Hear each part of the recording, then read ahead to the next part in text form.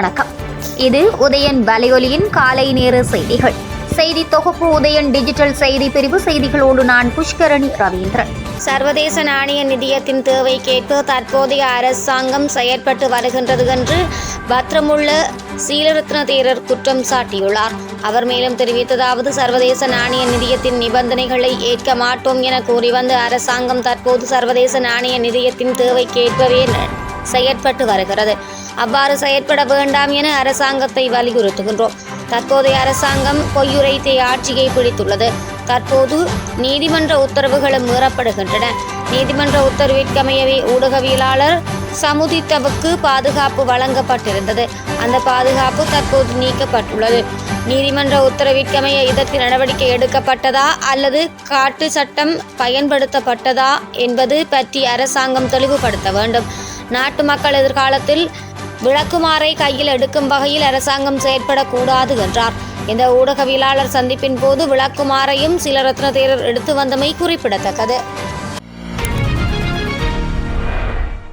கிளிநொச்சி மாவட்டத்தில் இதுவரையான காலப்பகுதியில் 18,602 பயனாளிகளுக்கு ஆறுதல் நலன்புரி கொடுப்பனவு பிரதேச செயலகங்களால் வழங்கப்பட்டுள்ளன. இதன்படி கரைச்சி, கண்டாவளை, பூனகரி மற்றும் பச்சிலைப்பள்ளி ஆகிய பிரதேச செயலக பிரிவுகளில் இருந்து அடையாளப்படுத்தப்பட்ட பயனாளிகளுக்கு 2,500 ரூபாய், 4,250 ரூபாய், 5,000 ரூபாய், 7,500 ரூபாய், 8,500 ரூபாய், 15,000 ரூபாய் என கொடுப்பனவுகள் வழங்கப்பட்டுள்ளன. வவுனியா வடக்கு நாரிமலை ஆதிசிவன் ஆலயத்தில் தமிழர்கள் நிம்மதியாகவும் அமைதியாகவும் தமிழர்களின் வழிபாடுகளை மேற்கொள்வதற்கு வழிவகைகளை மேற்கொள்ளப்பட வேண்டுமென்று வன்னி மாவட்ட நாடாளுமன்ற உறுப்பினர் துரைராசா ரவிகரன் தெரிவித்துள்ளார். வவுனியா வடக்கு பிரதேச அபிவிருத்தி குழு கூட்டம் வவுனியா மாவட்ட அபிவிருத்தி குழுவின் தலைவரும் பிரதி அமைச்சருமான உபாலி சமரசிங்க தலைமையில் நேற்று இடம்பெற்றது. இதில் கலந்து கொண்டு கருத்து தெரிவிக்கும் போதே வடக்கு நாரிமலையில் தமிழர்கள் வழிபாட்டு சுதந்திரம் உறுதிப்படுத்தப்பட வேண்டுமென்று நாடாளுமன்ற உறுப்பினர் துரைராசா ரவிகரன் தெரிவித்துள்ளார். அவர் மேலும் தெரிவித்ததாவது, வடக்கு நாரிமலையில் வழிபாடுகளில் ஈடுபடுவதற்கும் சென்று வருவதற்கும் எந்த தடையும் இல்லை. உச்ச நீதிமன்றம் தனது தீர்ப்பின் மூலம் இதனை உறுதிப்படுத்தியுள்ளது. ஆனால் அங்கு வழிபாடுகளை மேற்கொள்வதற்காக மக்கள் செல்லும் போது பல்வேறுபட்ட அடக்குமுறைகள் கடந்த காலங்களில் பிரயோகிக்கப்பட்டுள்ளன. கடந்த அரசாங்கத்தின் காலத்தில் ஆலயத்திற்கு செல்லும் பாதைகள் சீரமைக்கப்படவில்லை. இவ்வாறான வஞ்சிப்புகளை இந்த அரசாங்கமும் மேற்கொள்ளக்கூடாது. ஆலயத்திற்கு செல்லும் பாதைகள் சீரமைக்கப்பட வேண்டும். அத்துடன் ஆலய வளாகத்தில் குடிதண்ணீர் வசதிகள் செய்யப்பட வேண்டும். கடந்த சிவராத்திரி தினத்தன்று வழிபாடுகளுக்கு சென்ற அடியவர்கள் குடிதண்ணீர் இடர்பாடுகளுக்கு முகம் கொடுத்தார்கள். அடியவர்களால் எடுத்து செல்லப்பட்ட குடிதண்ணீரை கூட போலீசார் பறித்தனர். குடிதண்ணீர் வழங்காமல் கூட எமது பொதுமக்கள் வஞ்சிக்கப்பட்டனர். வடக்கு நாரிமலை அமைந்துள்ள பகுதி தற்போது வனவள திணைக்களத்தின் கட்டுப்பாட்டில் இருப்பதாக சொல்லப்படுகிறது. எனவே ஆலய வளாகம் வனவள திணைக்களத்தின் பிடியில் இருந்து விடுவிக்கப்பட வேண்டும். அந்த ஆலயத்தை பதிவு செய்வதற்கு நடவடிக்கைகள் துரிதப்படுத்தப்பட வேண்டும். அத்துடன் மலை உச்சியில் முன்னர் இருந்ததை போன்று சிறிய அளவிலான பாதுகாப்பு கூடாரத்தை அமைப்பதற்கும் நடவடிக்கை மேற்கொள்ளப்பட வேண்டும் என்றார்.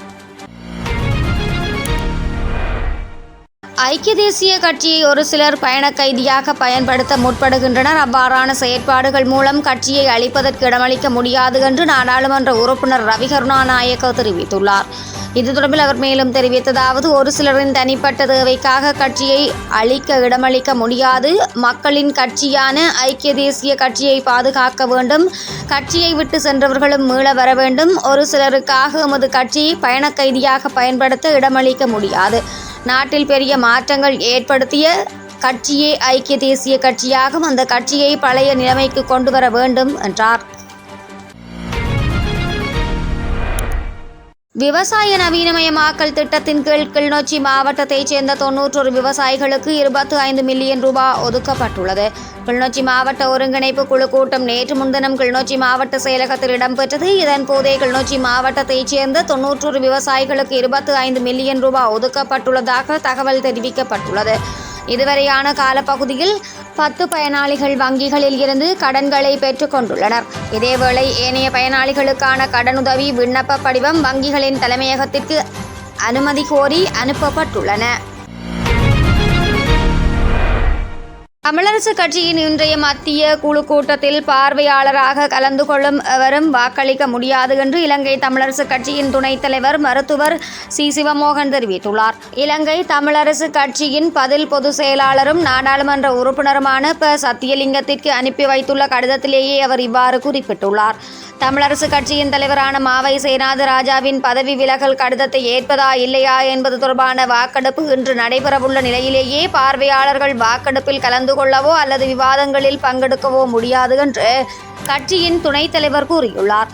அத்துடன் தனது பதவி விலகல் கடிதத்தை மாவை கைவாங்கியுள்ள நிலையில் அவரின் பதவி விலகல் கடிதம் மீதான வாக்கெடுப்பு தேவையற்றது என்றும் நாடாளுமன்ற முன்னாள் உறுப்பினரும் தமிழரசு கட்சியின் துணைத் தலைவருமான மருத்துவர் சிவமோகன் மேலும் சுட்டிக்காட்டியுள்ளார். அத்துமீறி மீன்பிடி தொடர்பில் எந்தவொரு சமரச பேச்சுவார்த்தைகளுக்கும் தாங்கள் தயாரில்லை என்று கடற்துறை அமைச்சர் சந்திரசேகரன் தெரிவித்துள்ளார்.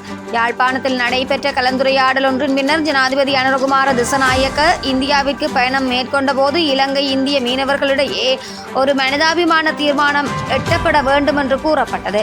அந்த தீர்மானத்திற்கான கலந்துரையாடல் எப்போது எங்கிருந்து ஆரம்பிக்கப்படும் என அமைச்சரிடம் கேள்வி எழுப்பப்பட்டது. இதன்போதே அத்துமீறிய மீன்பிடி தொடர்பில் எந்த ஒரு சமரச பேச்சுவார்த்தைக்கும் இடமில்லை என்று அமைச்சர் சந்திரசேகரன் தெரிவித்துள்ளார். மீனவர்களுக்கு இடையிலான சமரச பேச்சுவார்த்தை எல்லாம் முடிந்துவிட்டது. இனி பேச்சுவார்த்தை எதுவும் இல்லை. மீன்பிடி அமைச்சில் இருக்கின்ற அதிகாரிகளும் இந்தியாவில் இருக்கின்ற அதிகாரிகளும் இடையே பேச்சுவார்த்தை இடம்பெறுகின்றன. அந்த பேச்சுவார்த்தைகள் தொடரும். அதில் தொழில்நுட்ப ரீதியான பிரச்சினைகள் உள்ளிட்ட பல்வேறு பிரச்சினைகள் பேசப்படுகின்றன. மனிதாபிமான உதவிகளை வழங்குவதோ அல்லது கொடுப்பதோ தொடர்பாக ஒரு பேச்சுவார்த்தைக்கும் நாங்கள் செல்லப்போவது இல்லை என்றும் அமைச்சர் மேலும் தெரிவித்தார். இத்துடன் உதயன் வலையொலியின் காலை நேர செய்திகள் நிறைவடைகின்றன. தொடர்ந்து இரவு நேர பிரதான செய்திகளோடு இணைந்திருக்கலாம். வணக்கம்.